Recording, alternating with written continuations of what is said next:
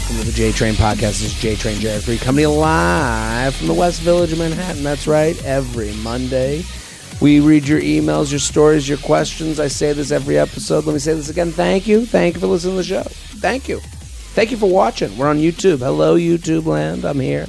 I'm looking a little tie-tie today. Flew in from Buffalo. We're getting ahead. We're getting ahead on episodes because we have the Jewish holidays. We got a lot of stuff coming on, but this is coming out the 26th. I got shows. To the people who've been coming to shows, thank you. Thank you. Love it. Love seeing you at the shows. Love, what we're putting together here. I'm going to be taping a special, and this is all in preparation for that special. So if you're coming to the shows, you're seeing me with my hammer and nails in the tinkering around with these jokes, and it's going to be taped in New York City. I'm sure by now the announcement will have happened. I'm sure the link is out there somewhere. Gramercy Theater, December 8th. If you're out there and you're listening, if you're watching on YouTube, come. Bring the crew. Be fun. Don't be nervous for me.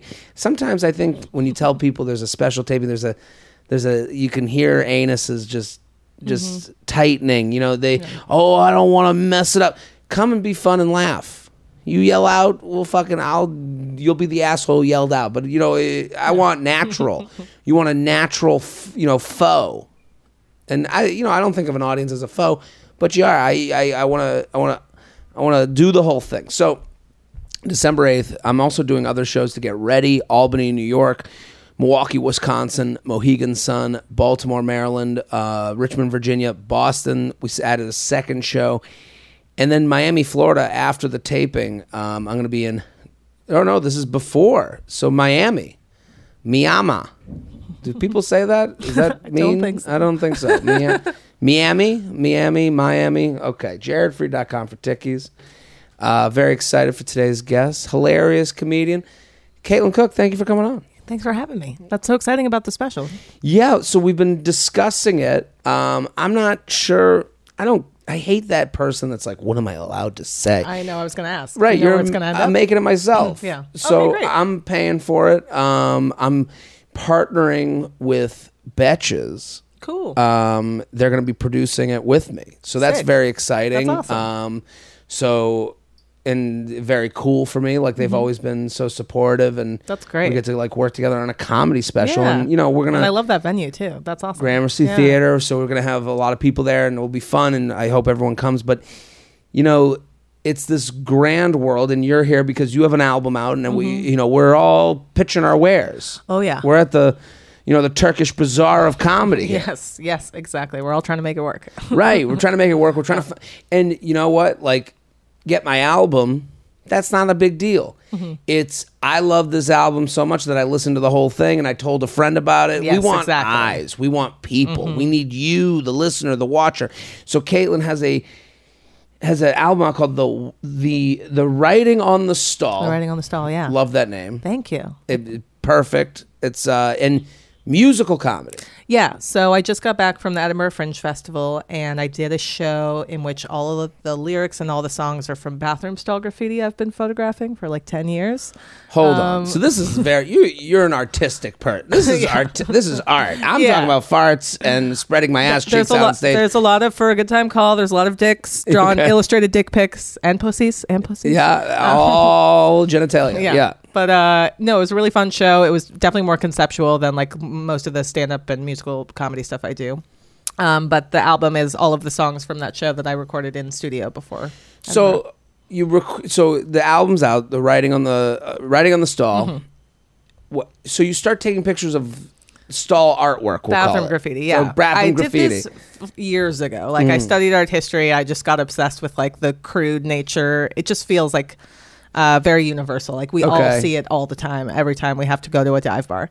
And I just kind of got obsessed with it. And then I wrote one song of my favorites, and it got standing ovations. And I was like, there's something here. What's that song? That's the first one. It's called The Purest Form of Art. The Purest Form of Art. Yeah. Okay. So people go listen to the first song because standing O's, that's Crazy. It got so much good responses, and people started sending me graffiti that I just wrote a whole show full of those songs. And you wrote a whole show. So what's the biggest difference between a men's room graffiti and a woman's room graffiti? I literally have a song called The Difference. Okay, good. And it's like the women's graffiti is like, you're beautiful, like you're stronger than you think you are, like all this motivational stuff. God. And all the men's are just like dicks. Like dicks, like there's a dick smoking a cigarette. There's a dick doing CrossFit. There's like a Marge Simpson dick. Like just, you know, it's kind of like Superbad, like how he draws all those. Right. Dicks, We're obsessed. Yeah, it's very funny.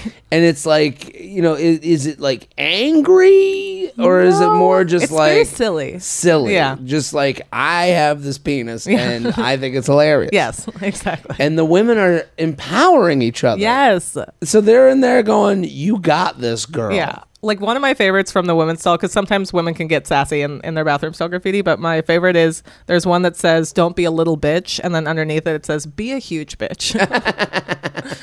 I mean, these are all like bumper stickers. They're great. I love them so much. Yeah. Wow. So then you create this whole show and you did it in Edinburgh, which for the listeners at home, if you weren't, this isn't like a comedy nerd podcast. Yeah. Like people don't know. Yes. Edinburgh's a festival every year and it goes on for a month. It goes on for a month. So it's the oldest fringe festival. It's been going What's for a fringe festival? A fringe festival is like a festival that some parts might be curated, but like anyone can put on a show. Okay. So it's the largest and oldest one. There's like 5,000 shows a summer. They go from crazy. like 6 a.m. with children's shows to like 4 a.m. with like dirty shows. I was definitely on stage at like 2 or 3 a.m. a couple nights. And there's people that like travel there.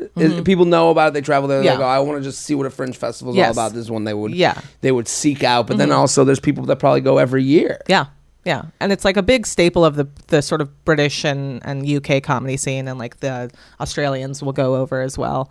Not a huge amount of Americans, but there was a good crew. DeVito was there. Emmy Blotnick was there. Yeah. Well, you hear back from comics that go and you hear that they're exhausted. Yeah. You hear that it is a long, listen, we were talking before we started taping. I came back from Buffalo, like going on the road is tough. You're not in your own space. You only have a certain amount of clothing.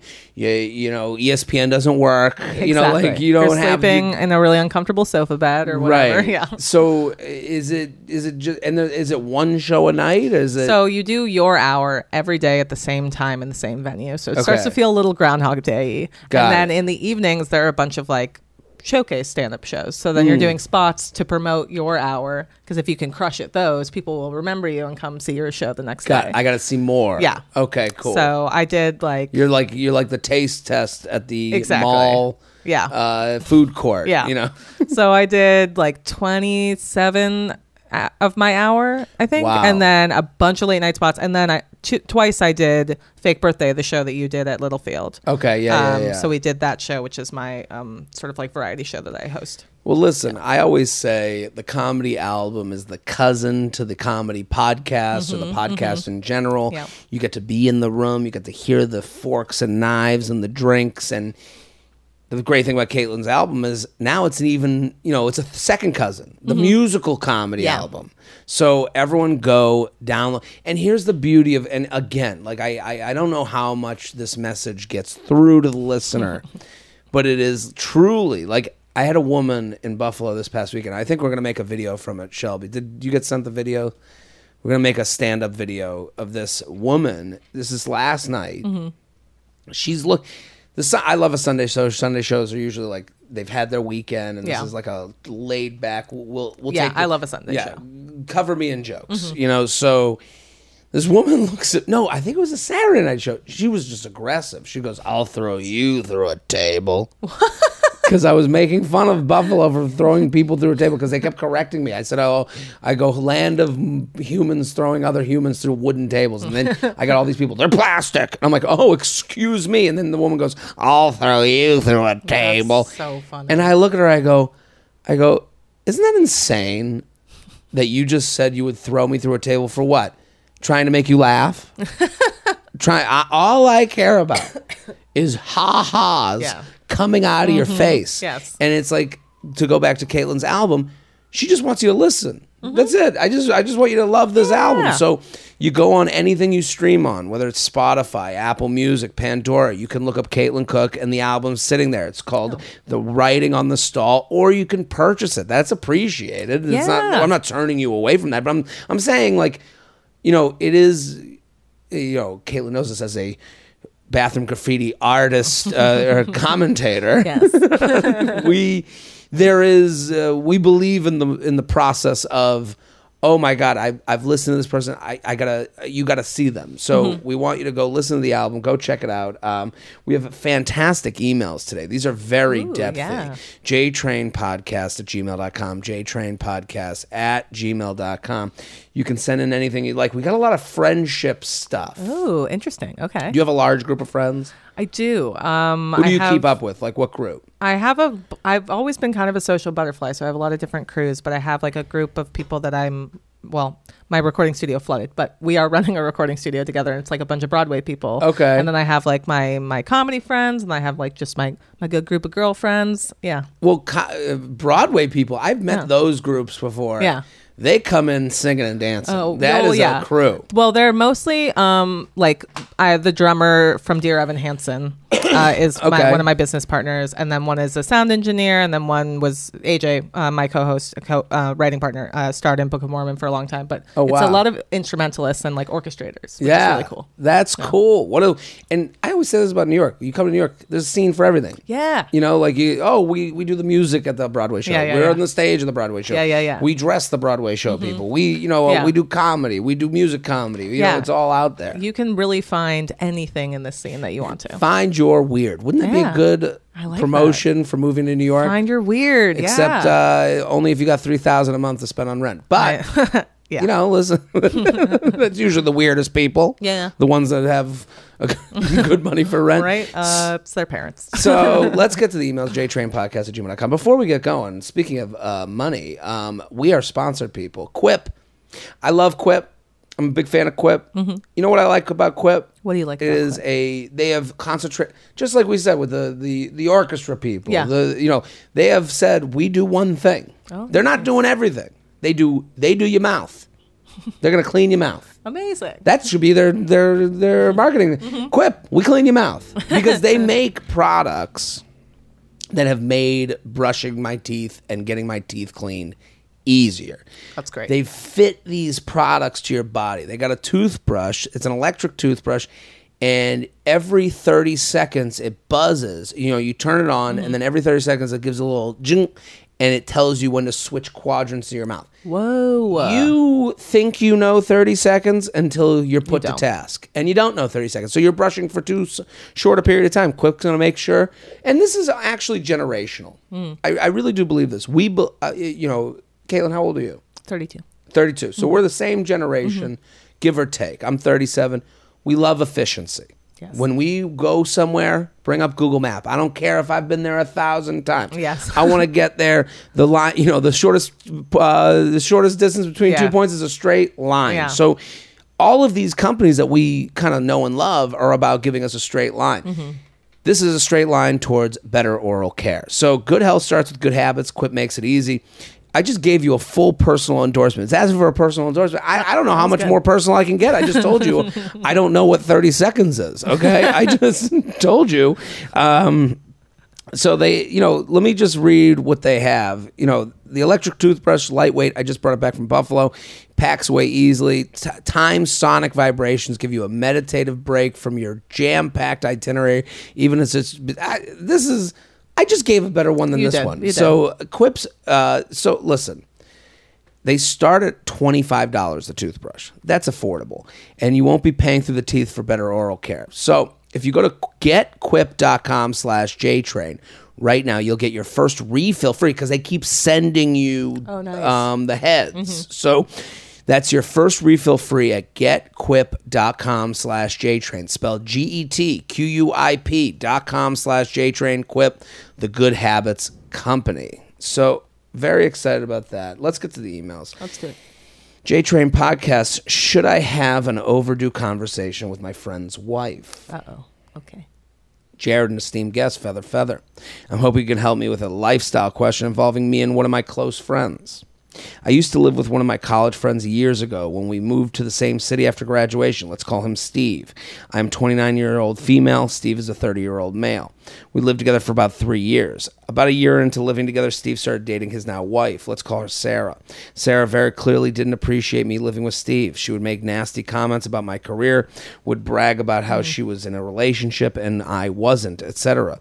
I like to think I am a pretty self-aware person, so I quickly picked up on the fact that she was jealous of mine and Steve's friendship, and I backed off pretty significantly. My friendship with Steve drastically changed, and I came to terms with it years ago. Sarah's rude comments lasted for a couple of years, though they still slip out once in a while. I met my boyfriend, now fiance, in 2016. So I figured even though Sarah and I are not best of friends, that we each had our own lives and could move on, until recently. Uh-oh. We were all at a mutual friend's wedding, and Sarah got pretty tipsy and told my fiance and one of my friends at the wedding that she was in fact very jealous of me and was convinced I was sleeping with Steve. Let me make this very clear. I never dated, kissed, hand stuffed, slept with, etc. with Steve. In fact, living with him made me so unattracted to him I would never even consider it, LOL. She said I nearly broke up their relationship because of her trust issues. I feel pretty awful about it. I knew she wasn't a fan of me, but ultimately Steve is still my friend, and I wish he or her had come to me sooner instead of having this spill out years later. My question: should I say something to Sarah or Steve? It seems silly to bring up old drama, especially since they're married now and I'm about to be married myself. But the fact that she brought it up to my fiance and my best friend separately in the same night makes me feel like she never got closure on this. I feel like I need to reiterate to Sarah that she had nothing to worry about and never will, but I am not quite sure how to go about it. Any advice is appreciated. Thank you for your help. Sincerely, we were always just friends. What do we think, Caitlin Cook? Wow. Oh, man. I mean, I guess if you want to stay friends with Steve, it is maybe worth addressing since she has tipsily brought it up at this wedding. I don't know. It feels like her and Steve only see each other because of the wedding. Right. Like when she says the relationships change, obviously they don't live together anymore. Right. Obviously they're not as close as they once were. But I would say I think at this point they're not making plans to see each other. The fact that this happened at a wedding. Yeah. That means they run in a bigger, grander circle. Yes. And this wedding brought them together. So I would, if I'm her, I'm going to be counting how many weddings I have to exactly. see these like people if at. I don't have to see them, what's the point of bringing it up? Right. But if you do, it's maybe worth address. I don't know. A younger version of me would not address it at all because I'm very conflict averse. But a more mature version of me, I like to talk things out. She's been brought that she is right. Yeah. You went to my fiance and my best friend separately, said the same thing to both of them. Yeah. You have brought drama to my doorstep. Exactly. I didn't create any of it. No, in fact, she backed off when she didn't even need to. Like, she backed off because this girl had trust issues. Right. Yeah. So here's the other thing. And I like to speak to the emailer because we can't speak to Steve and what's her face, but we can speak to her. Yeah. There's something in her email she needs to kind of stop doing. And I know it's funny, but this is what everyone does when they don't believe they have any fault. And I don't think she has fault. Yeah. But when she says, I never dated, kissed, hand stuffed, slept with Steve, etc. In fact, living with him made me so unattracted to him I would never even consider it. LOL. To her, that's a big joke. Yeah. So that may be the case to you. Something's up with Steve. Like, we don't know. Steve isn't going, like, it's like you ever see two people like, I would never sleep with them. And then the other one's like, yeah, I guess I wouldn't sleep with them. Yeah. I don't, there's like three sides to every story in this. Right. And for her to just wash that off as nothing, we don't know if you are in his search on Instagram. Right. We don't know if your name comes up with Steve. We don't know. You don't know if Steve did have a little crush on you at one point or another. I'm not validating the mistrust and like the other woman being an asshole. Yeah.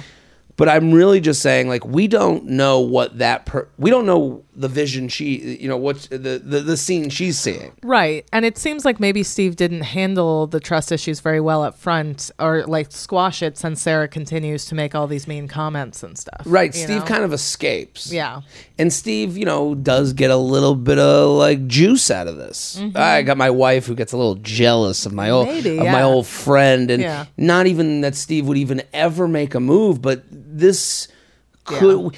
When I read a sentence like that, it doesn't really acknowledge that like this other woman is seeing a different color spectrum than you. Totally, yeah. And I think so that also includes Steve, who's the one adding colors to that spectrum. Yeah. So I'm not saying Steve wanted to hook up with you, but I am saying Steve has a different story than you.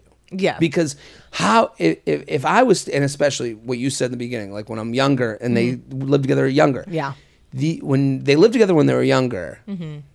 So I don't expect Steve to be the best at like, hey, let's sit down. Yeah. You, my new girlfriend, this is bad. I want you two to get along. Yeah.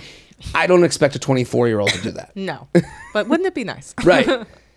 I wish I had the power to do it at 37. Yeah. So like so again, and when you don't do that up front, this grows. It snowballs. So I understand, and also again, I'm all over the place here. I'm a little tired, but there's so many things that come up. Like I keep thinking of the wedding. Yeah. Like that's when people like drama. Like that's when the couples do this. I know. Like at a wedding. Oh, Steve, you always thought she was hot, and you're looking hot in your hot dress. Yeah. And that woman's looking at you, going, "Oh, I knew there was something going on." And Steve looks at you and goes, and she sees Steve looking at you from across the party, maybe a little too long. And there's alcohol. Alcohol is the great. Oh my God! The great causer of drama. Right. Alcohol, the little sprinkling of fairy dust that creates drama. Yeah. It's almost like I'm smiling thinking of like, yeah, of course, this wedding must have been a mess. Yeah. Oh my God, totally. This seems more like a Steve problem than anything else. And Steve escapes because men are given this like this hilarious credibility of having no emotional intelligence whatsoever. Ugh. So women just go, no, get out of the way. Yeah. You don't know what you're talking about. Yeah. You're not even involved. Yeah. He's involved. He can do something. He's not squashing this or like talking to his wife about it. I would go to Steve. Yeah. If I'm her. Yeah. Because Steve's the one that she has a better relationship with. Right. And you go, Steve, here's what I'm going to tell you. I've received information. Yeah. Take as much emotion out of it as possible. Mm-hmm. Yes. Steve, I received information. Your wife talked to my fiance. Your wife talked to my best friend. Said some things that aren't true. Yeah. I've tried for years to be as cool with your wife as possible. Yeah. It's obviously not working. I need you to let her know that this information has gotten to me. I'd like an apology. I'm here to hash it out with her. I'm here to squash this. And you be so ready. If she wants to get together with me, if she wants to take my number, I will have any discussion she'd like. Be so open. And I've given this advice before because like, make it so easy on Steve that he can just show her the screenshot. Here's the message I got. Yeah. And Steve's either going to do it or not, but then after that, you've done your piece. I don't think, because beyond that, you're saying, I'm here to make peace. Yeah. You're making an attempt to just be like, I don't want this drama. Right. I want to be able to go to weddings and not have all this drama at my doorstep. Right. And hey, Steve, we're friends. I've always wanted to be friends with your wife. Yeah. Like, offer her retribution. And I think that's the thing, because right now it's a game of telephone. We don't know and it's going through you and Steve and her. Exactly. And we gotta get out of this. Yes. And when you say to him, I don't know what's going on. Here's the stories I heard. I would love to talk to her. I'd love to talk to you. I will do whatever it takes to make this less awkward. Yeah. Just less awkward. Not best friends. No. Just no drama.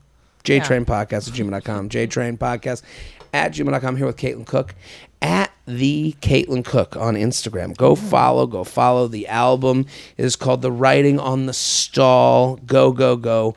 Friendship Crisis. Oh, Need help. Friendship Crisis. All right. Jared, Huge fan. Listen to all your episodes. I'm a recent Patreon subscriber. We have a Patreon. Hell yeah. We love the Patreon people.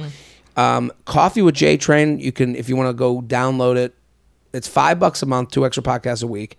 Coffee with JTrain. I go through like stories from the week. I just complained about Buffalo for a half hour. We do an extra luxury lounge on Fridays. So every complaint in the luxury lounge on Fridays gets read on the Patreon. So patreon.com/Jared, free to sign up. Okay. I live with 2 roommates who also happen to be my very close friends. One of my roommates struggles a lot with her mental health and always has. She isn't in therapy, has had a lot of traumatic things happen to her, and just has a lot going on up in that brain. As most of us do. I personally take a lot of pride in being a good friend, so I always try and feel like I do a good job of filling her cup when she's down. Most of our relationship is her dumping a lot of her problems on me, and I always try my best to be receptive and give some good advice when I can make her feel better. Lately, I've been feeling very disconnected and annoyed with her because it continues to be the Stacy show. That's not her real name. Every problem she has makes my problems feel so non-existent, and last week I was telling her that I was upset about something, and she somehow made the situation about herself. It's defeating when I feel like I'm such a good friend to her, but when I'm struggling, she's not there. Because of this, I've spent the last week distancing myself and trying to find the right headspace to get into without being around her. I'm currently in therapy, and I've talked about this strategy of coping as the healthiest one I can think of. Be alone with my thoughts and emotions, figure it out by myself, have a conversation when I'm ready. That was my plan. Stacy caught on with my behavior and asked me 2 or 3 times what was wrong and if there was anything she could do to help. I politely replied both over text and in person and just said I'm feeling blah and just need some time to be alone with my thoughts and emotions. I thought this was a pretty mature way to handle the situation because really, how can you tell someone without hurting their feelings that they are a lot on you mentally? Fast forward to now as I rage write this email. Here comes the fucked up part on my end. I got home about an hour ago, saw that she was out with a friend. I went into her room to return something to her, and I saw that her iPad was unlocked and sitting on her counter. I had this horrible feeling that she was pissed about me wanting some space this week, so I did the lowest thing I could have done, and I read her messages with a friend. I searched my name under her messages, and all of these horrible things popped up. Oh, no. She was mad shit-talking me. She was texting with her other best friend, who I literally have always hated. She goes to her greatest enemy. Oh, no. And just saying the most unhinged shit. She was saying that I was pathetic for not wanting to communicate with her. She called me retarded, called me spoiled, said that I was acting childish. Well, the R word is pretty childish. She told her friend that she was hoping that I was looking to find another place to live and that she hopes I move out. She told her that she always feels on edge and anxious around me and thinks I can never be in the wrong. She said that I was probably just sitting in my room planning an attack on her, and that's why I haven't been saying anything. There's more that I can't remember off the top of my head, but after reading just a glimpse of the conversation, I was left feeling so heartbroken. I couldn't stop shaking with shock, but I also didn't want to stop reading. I don't understand what I did to make her say these nasty things about me. I'm simply at a loss for what to do next. My gut is telling me that I need to say something, but when I've called other friends and told them the situation, they don't think there's a good way of going about this without sounding like a psycho. Thanks for all you do. Double thanks for your answer to this. Much love, JTrain. I'm seeing you in Milwaukee in October. Thanks so much. Please be kind to me in this response, as I'm already regretting everything I saw. Sincerely, Nosy but hurt. Well, we're going to be kind. We'll be honest. I don't think, what do you think? I feel like everybody snoops at some point. Like, I wouldn't beat yourself up too much about that. You saw what you saw. What are you going to do? You did it. Yeah, you saw it. There's no taking that back now. And like, oh, what a shitty thing to see. Right. It doesn't feel like it's about her. It feels like it's more of this friend's mental issues. All she wanted was some space. That's okay. Right. And listen, people feel a vibe and then they become defensive. They lash out. It's insecurity. When they know that someone is probably annoyed with them, especially here's the other thing. This person is in defense mode because you hold a lot of the receipts. Yeah. You have been told all their shit. Yeah. So they feel like you have things that you could use against them. Not saying you will. Yeah. But that's their fear. Yeah. Is this person who knows a lot about me isn't happy with me, and they can, backstab me with other people and spill the beans to other people. So their coping mechanism is to go to another friend, the one you hate the most, and go, this bitch fucking sucks, which you don't. You all are fine. Yeah, you're fine. What did anything stand out about this email to you? I mean, at first I was like, I feel like it's worth, since she's noticing you avoid her, it might be worth actually expressing that you feel a little overburdened by her making everything about her, by her issues, like addressing that in a real way. But then having snooped and seeing all that, like, I don't know if that's repairable. It's not repairable. I would feel so hurt by that. I wouldn't be able to, yeah. I think she has to come to terms with, like, this friendship has changed. Yeah. I don't think it involves her telling her that she went through her shit. No, I don't think she needs to bring that up. That can be, let's take that out. Yeah. Let's also admit your strategy hasn't fucking worked. Yeah, it hasn't worked. Yeah. She's noticed. She's noticed. Yeah. The cat's out of the bag. You know it. So you kind of have like you have the inside scoop that this hasn't worked. Yeah. So, okay, let's look at the positives of looking through her shit. You now know. You now know she's a bad friend. She was before because she was making everything about her and you were her therapist. Right. Now she's shit talking you. And you know that you going, I just need some time to myself. Yeah. Isn't working to like alleviate the situation. And that's a totally normal thing to say to someone. I need some time to myself. And if they can't respect that, then. Let me also give you some credibility. I hate this so much. Maybe this doesn't have anything to do with it, but I hate when she describes she isn't in therapy. Yeah. Okay? Has had a lot of traumatic things happen to her and just has a lot going on up in that brain. All of that is so vague. Yeah. And I don't know. I'm sure you're not going to go into specifics with us. You don't want to like out someone and their problems. That's pretty respectful of them, honestly, after reading those texts. But I would say this. I don't like how this mental health umbrella now allows someone to come to you with every issue. Yeah. So it's like they're not helping themselves. They're not going to a professional. Yeah. So they're using you and your time. So now what distinguishes between having boy trouble and actual trauma? Yeah. That's where this sucks because they get you in this kind of like this like grapple where you can't say anything. So now they have carte blanche to just come up to you. Oh, here's the next thing of the day. And the thing of the day can go from a 10 on the that's fucked up, you need help thing to a 1 of like, cheer up, buddy. Like go for a walk. And that's where this whole thing gets fucked. Truly. And if this is like the dynamic that's always the case, like I've been in this friendship before. I've been so many people's therapist, and I think I'm being a good friend. Like she said, she prides herself on being a good friend and always listening. And like I've done that. It's draining. It's not being a good friend. You're just enabling this person to use you as their therapist and not find a professional. Like if she said, if the first time she came to her, she said, like if we all just said like I'm having a tough day and I need to talk to someone, you go hit me with it, and then they get a sentence and you go, this is for a professional. Like that's what you really should say. And they'll go, but you're not being a friend. My way of being a friend is telling you. Yeah. And because then you feel like a dick because it's like, you think I need a professional? It's just, I don't like this. I don't like this. I don't like the way mental health is used as a shield to be able to come at you with anything. And again, someone could write back to me and go, well, what about what about me? Don't, don't come at me with what, of course, I'm acknowledging in this discussion, there are real huge issues that are above the pay grade of your friend that you have in a room with because you got matched together freshman year of college. Yeah.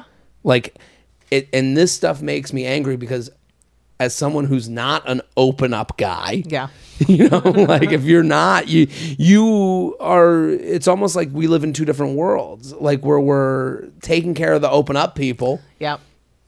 And the non-open up people who, have a little bit of restraint. And, it's funny because it's like when they, it's like when the doctor says, what's the pain on a level of 1 to 10? Yeah. Right. Yeah. And you don't do that with mental health because we're so afraid of like being mean to someone or being, and we tiptoe around it. But like when it's your elbow and you go, well, is it a 1 to 10? And you go, well, 4. Yeah. Okay, here's some Tylenol. Yeah. No one looks at you and goes, Tylenol. Mental health. Yeah, come on. I got elbow health. I got to take care of you. You're not even taking it seriously. And it's like, well, you told me it was a 4. Yeah. This is what the pain for 4. You know, so I ramble on and on.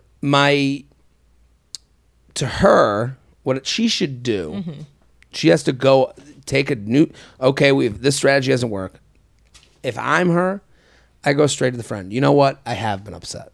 I've been upset with you. You have to go and tell her you're upset with her. Yeah. And you need to come with examples. You came to me and you need to have 3 examples. Yeah. You came to me with 3 different traumatic tales. And they could be serious, they could be whatever on the pain scale. And I gave you this 2 hours here, I gave you an hour here, and I gave you an hour here. And then I came to you with these 3 different tales. You gave me 0 here, you gave me 0 here, you gave me 0 here. The difference in lift in this friendship is starting to make me resent you. Yeah. And I hate that feeling. So I'm trying to pull away from you. And you know what? I apologize. That's not the right way to go about it because that seems passive aggressive. And I can understand why someone would get really upset. I can understand why someone would even text someone I hate that I'm a monster. No. So, and so again, like if you want to do the jujitsu, it's you have concrete examples. You apologize for how you acted because again, it didn't work. And then you just say, like, I want to be cool with you. I want to make this livable situation. Yeah. I hope we can move on from this. Yeah, totally. And also, like, I think it's okay to, like, open up to your friends, obviously, but there has to be some kind of balance. So just, expressing that it's making you resent her, that you don't feel like there's space in the relationship for you to share what's going on with you. Also, you felt so comfortable coming to me with your stuff. And then I felt comfortable coming to you with my stuff, and you kind of shut me down. Yeah, and you made it about you. Right. So and also, unbalanced. and this is all to say, once this conversation happens, if it happens at all, the friendship is over.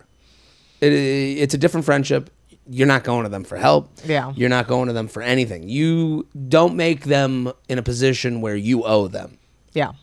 Yeah, exactly. Because you want to be from under them. Yeah, you want to kind of back away. Let's fade into the mist. And it might be a situation where you need to move out and to get that space. That's coming. Yeah. JTrainPodcast@gmail.com. JTrainPodcast@gmail.com. Here with Caitlin Cook.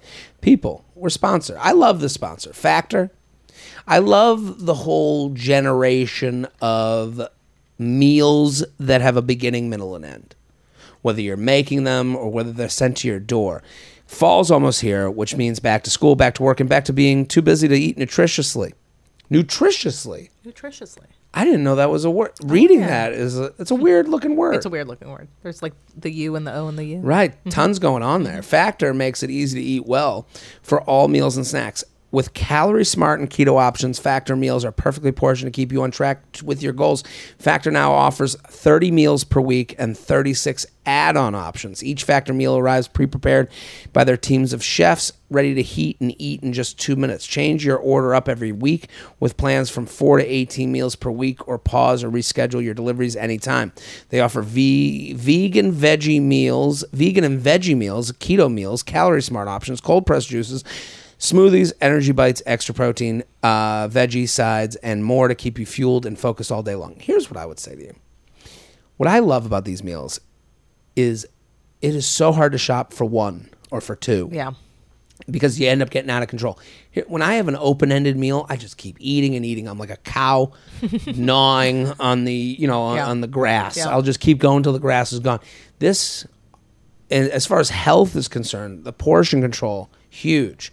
Head to go.factor75.com/JTrain130 and use code JTrain130 to get $130 off across 6 boxes. That's a lot of money, people. That's code JTrain130 at go.factor75.com/JTrain130 for $130 off. Woo! Hell yeah. That's right. Here with Caitlin Cook at the Caitlin Cook. The Writing on the Stall is the album. Go search it out. Go to her Instagram. Follow her. Hilarious comic. You're going to love it. Casual Sex and Feelings. Jared, relatively new podcast listener after watching charcuterie and bachelor videos for years, and I'm a big fan. I'm also newly single after breaking up with my long-term boyfriend this spring, so now I'm on the apps looking to be independent, have a good time, and honestly feeling a little lonely with all my friends and relationships. We're here for you, baby doll. So now for my question. I met a guy on Hinge. We had kind of talked about how I was just getting into the apps again, not necessarily ready for a relationship, but more casual and exploring. We went to dinner, then had the most amazing sex. Texts are really flirty. The vibe is intense. I've seen him a few more times where he comes straight to my apartment to hook up, not staying super long after. I tell myself it's casual, but honestly, I definitely like him a bit. I've hooked up with other guys, but it's not the same. This guy had looking for a relationship on his app profile and has mentioned that's what he generally wants in passing, but also referenced that I just wanted casual. I was honestly surprised because I'm always worried about guys taking my texts of interest as wanting more, being clingy, etc. Now that I'm potentially catching feelings, how do I hint to him that I could be interested in more without ruining what we have now? What do you think, Caitlin Cook? I think you got to be direct about it, not hint about it. Well, you're going to ruin what you have now. Exactly, because you're catching feelings. Right. It's going to ruin it anyway. And let's stop saying ruin what you have now. I am going to get what I want now as opposed to what I wanted a month ago. Things change. Yeah. It's time to admit that. This whole idea of like ruin, you know what would ruin your day? Hooking up with someone that's giving you less than you want. Exactly. That's going to hurt more than, there's phases to everything. The idea that like first month sex is different than second month sex is different than second year sex. Yes. So like, and so is the relationship. So is how much you know each other. This is, change is hard, but it's necessary. So totally. And just because you did don't mean you will. Yep. So I think with this person, like we've all been here. For sure. And the clock is ticking. This is what you have to get used to. If she says she's new to the dating world, new to the app world, you meet, and also stop looking what he says in his profile. Yeah. Looking for a relationship, no. He could, and some people can't do this, but don't put your things on someone else. Yeah. A lot of people can go, yeah, I'm looking for a relationship while I fuck a bunch of people. Exactly. Right? And sometimes situations are as good as the people. Yeah. So like the situation of like, hey, I go over, I trust them, I'm attracted to them, I enjoy the time we spend together. The sex is great. Sex is great. Yeah. And then I go home and I'm not really asked to do much more. Like it's funny like how it can be looked at two different ways. Totally. She's like, well, he comes over and then he just leaves. And in his mind, so it must be he doesn't like me. And in his mind, he's going, she's awesome. Yeah. Yeah, right. She's hot. I'm fucking. Yeah. It's a low lift. Yeah. Totally. So I think you could be like, hey, do you want to go on a real date? Or like, I feel like we really click. Like, let's see if this is something more. And if it's not, still great sex. Right. You can try and maybe keep it casual if it doesn't work, or you can just be like, I have real feelings, and you have to put yourself in a position to be turned down. Totally. But I love what you just said, because just casually saying, hey, want to do dinner this week? Yeah. And here's where you feel turned down. When he starts going, well, I got other things. And then you go, yes, you're here for the fuck factory. Yeah. And that's something you're going to have to chew on. Totally. It's going to maybe hurt. Yeah, it might sting a little bit.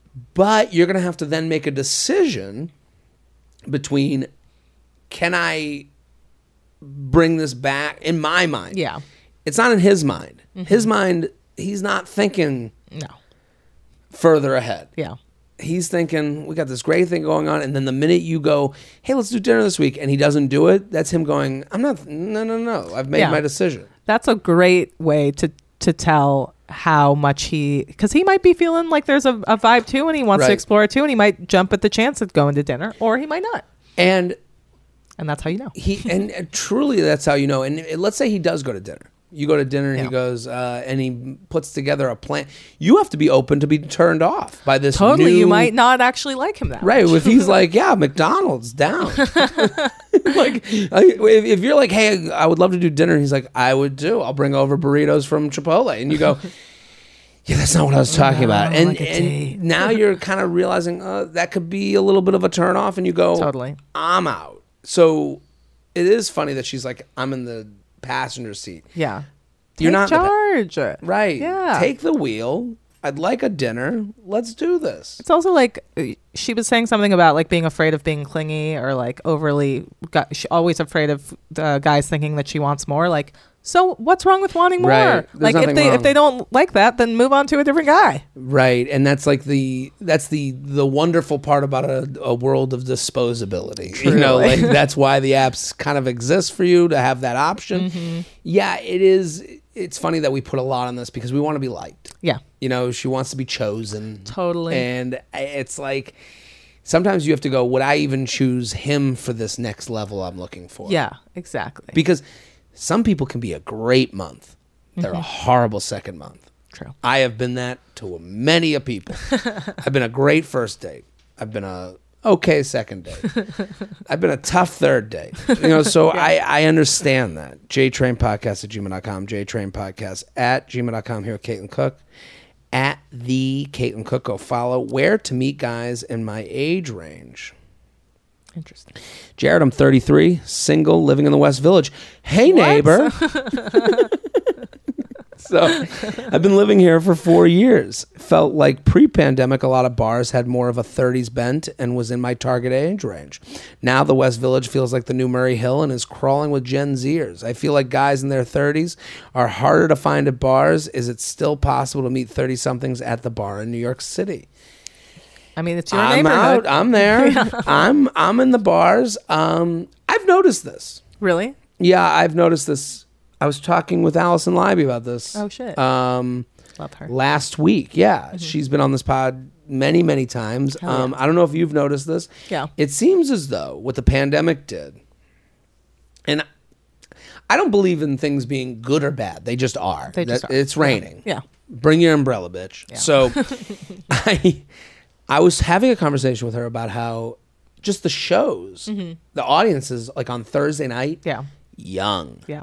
Very young, wide-eyed, very like new to the city. Yeah. And I think that's normal. Like I think what the pandemic did is it pushed along people around 30s to go, well, let's get the fuck out of here. We don't need to be here anymore. Yes.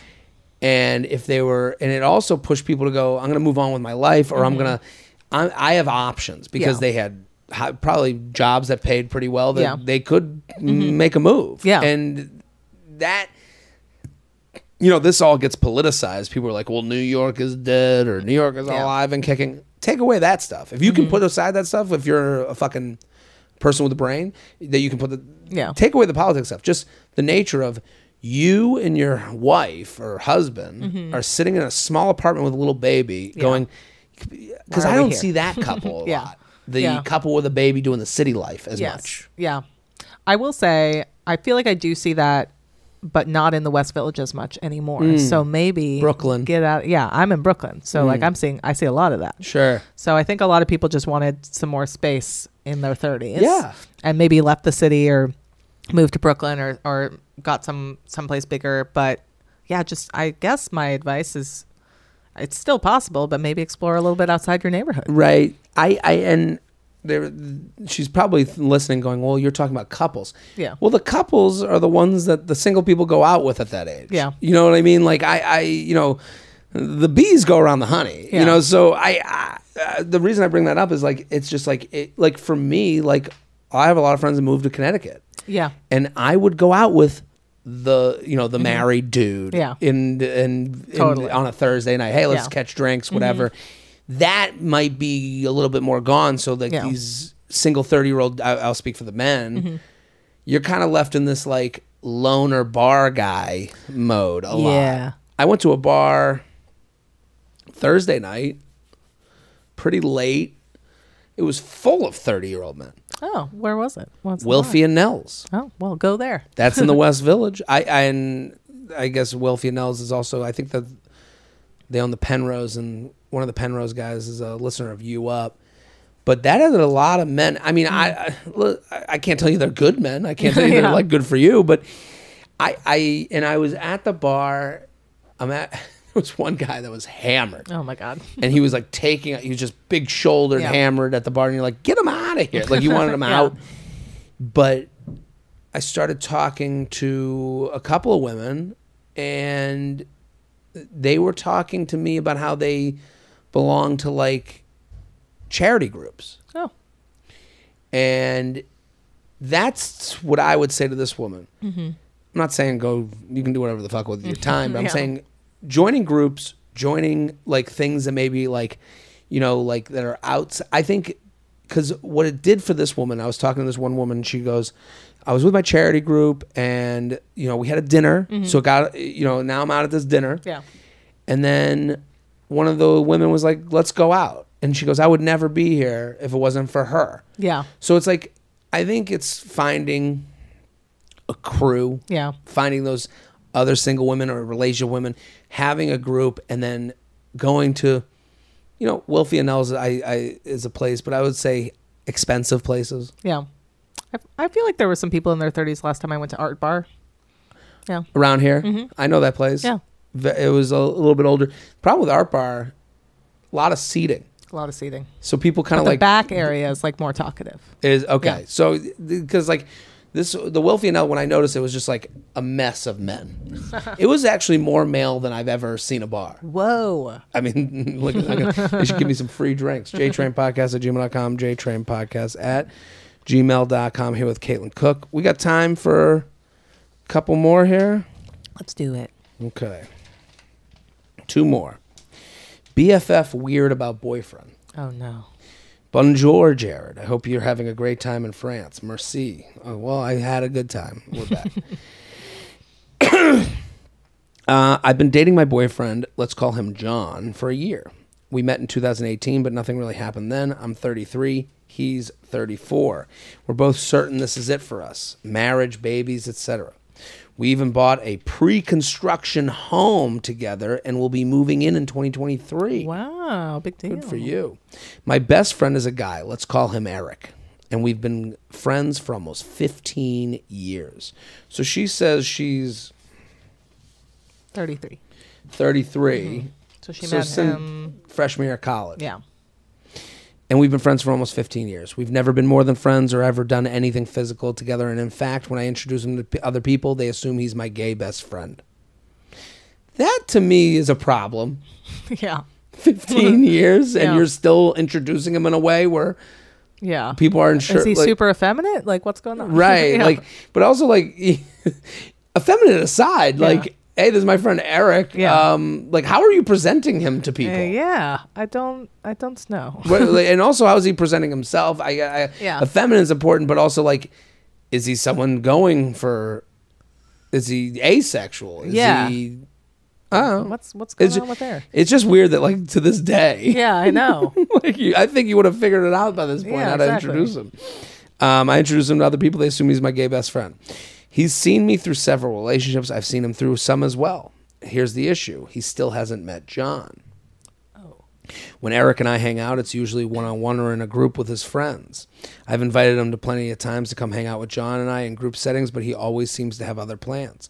John isn't jealous at all, but he does think it's strange that Eric, my best friend, hasn't expressed interest in meeting him. I think so too, considering everything I've told Eric about John and how great our relationship is. Eric has met other boyfriends of mine in the past, but this one still hasn't happened. Even John's parents think it's weird. Why did John's parents know about this? Okay. I don't know what it's with this Eric guy. How do you know about Eric? Like, that's so funny.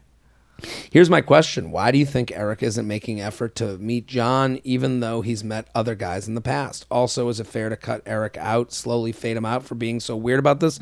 Is he jealous of John? Thanks in advance. Your insight is greatly appreciated. What do you think of this? I mean, it's not weird unless it sounds like Eric's just busy. Like, why don't you just have a dinner with just 2 of them and schedule it so that they can meet? Right. Let's get on the calendar. Yeah. Let's cut through the bullshit. Yeah, just be like, it's weird that you guys haven't met. I want to let's meet. Let's have a dinner. Right. This is so simple that it's crazy. Because it's like, and if he says I can't next week, okay, when in the next month? Yeah. Lock him down to a time. Right. And then he goes, and then in the next month he goes, well, I can't ever. You go, okay, now we have to have a conversation. Exactly. You have to smoke him out. Yeah. And if you're best friends, it's so interesting. People hold on to these titles. Cut the shit. You're not 8 years old. My best friend. You're a fucking friend. Yeah. And you want him in your life, not because you have this title. Yeah. Like she's handling like him totally. Like he's the prince in the monarchy. I know. And also, if he's your best friend, you could talk to him directly about this. Right. So the idea that it's like, why is he being this way? Is it fair to cut him out of my life? I don't think you're best friends. Yeah. I gotta challenge you there. I know. Because my best friend, I go, hey, when next week can you do? Yeah. And then they go, I can't. All right, well, what about the week after? I don't know. Hey, you're being weird. Yes, exactly. That would be the next That's the next step. Hey, you're being weird. I want you to meet the person that's going to be probably my husband. Right. And then, and it's like, she's also not seeing what's right in front of her face. What's different about John than the other boyfriends? Well, you're about to move in with John into a house you bought together, and you said you're going to have married and kids. Do you have that with any other boyfriends? Yeah. No. This one's serious. This is the real deal. Yeah. As you said. So maybe Eric, there's a number of things Eric could be annoyed, put off, done with. He's in a different place of life. Yeah. He's not looking at pre-construction homes. He's heard things about John. Yeah. Doesn't like him. Doesn't like him, or is just jealous and doesn't have a partner of his own and is having trouble being around couples that are making bigger moves. I don't know. Totally. Or after all these years, he's been like, well, why didn't we do anything? And he feels turned down by you. Yeah. As crazy as that sounds, that's not that crazy. Where you go, you've been smelling me for 15 years. You didn't think once that I was the one. I don't know. Yeah. There's like 700,000 combinations of emotional insecurities. Totally. Or he's just busy. Like you never know. and if you don't feel comfortable saying to your best friend, you are acting weird about this guy. Yeah. Then you're not best friends. Yeah. Yep. JTrain podcast at gmail.com, JTrain podcast at gmail.com. Here with Caitlin Cook. Go check out the album, The Writing on the Stall at the Caitlin Cook. Okay, let's do one more. You ready? Yeah. My ex requesting to follow my current boyfriend. Oh no. Jared, before I started dating my current boyfriend, I would occasionally hook up with my ex who broke up with me in September. Okay. Okay, this must be from a long time ago because it's September now. So she's been hooking up with him. Maybe okay. So I would only text my ex to hook up, nothing more, nothing less. Got it. The last time I hooked up with him, he unfriended me right after. I was fine with it because I have no romantic feelings towards him, and he just gotten broken up with by another girl. Days later, I got into a relationship and posted about us. Days later. My ex texted me asking if that was my boyfriend and nothing else. My current boyfriend and I have been dating for 4 months. I posted so she's kind of like, she's playing the field. Yeah. So she was hooking up with this guy that was her ex, and then she was dating this new guy, and then they became exclusive, and she's now shedding this ex that was a hookup. I posted a photo of us last week on vacation. Days later, my ex requested a friend my current boyfriend on Insta. I feel really icky that he did that because I have a great relationship right now. Well, I wish you're playing with fire. When the way it's being explained to us is you're basically hooking up with this guy while dating another guy. You get serious with the other guy, and then the guy you were hooking up with feels a little bit scorned. Yeah, and is an ex, so like you say you have no romantic feelings towards him, but how does he feel about you? Right, and he probably doesn't even know that, but he knows he's getting turned down, which doesn't feel great. No, and it's like, and she writes, I wish he would leave me alone since he broke up with me.